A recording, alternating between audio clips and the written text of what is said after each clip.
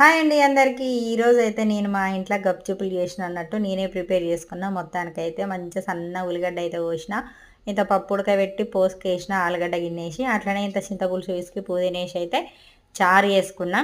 ఇక గప్‌చుప్పులు అంటారా మొత్తానికి డిమార్ట్‌లో తెచ్చినాయన్నమాట. గిట్లనైతే చేసుకున్నా అనమాట. జర భయ్యా ప్యాస్ దాలో అన్నట్టుగా కాకుండా అమ్మ ప్యాస్ దాలో అని మా ఇంట్లో అనేటట్టయితే నేను చేసుకున్నా అనమాట. గిట్ల మొత్తానికైతే మస్తు కమ్మగుందబ్బా టేస్ట్ అయితే. ఇంట్లో చేసుకున్నది ఆరోగ్యానికి కూడా మంచిదే కదా!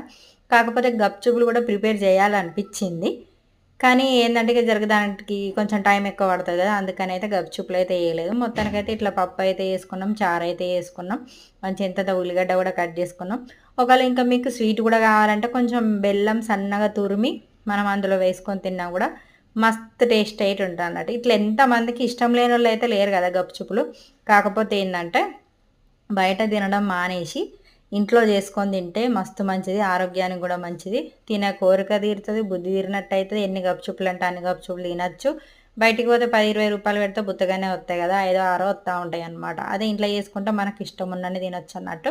నేనైతే ఇట్లా ఎప్పుడన్నా ఒకసారి నెలకొకసారో అట్లనైతే కడుపు నిండా తినడానికైతే ఇంట్లోనైతే చేసుకుంటా. కాకపోతే నేను భయ్యా ప్యాజ్ దాలో అనను. మా ఇంట్లోళ్ళందరూ మేడం ప్యాజ్ దాలో అనేటట్టయితే చేస్తా అనమాట. గిట్ల మొత్తానికైతే మంచిగా ఇంట్లోనైతే చేసుకొని తినుండ్రబ్బా గప్‌చుప్పులు. నేను చేసినయయితే మస్తు కమ్మగుంటాయి. మీరు కావాలంటే గప్‌చుప్పుల పప్పు ఎట్లా చేయాలనేది వీడియోనైతే అప్‌లోడ్ చేస్తాను. మీరు గనుక కామెంట్ చేసినట్టయితే మాత్రమే. ఓకేనా? వీడియో నచ్చితే లైక్ ఇయ్యండి, సబ్స్క్రైబ్ చేసుకోండి. రామాదేవి ముచ్చట.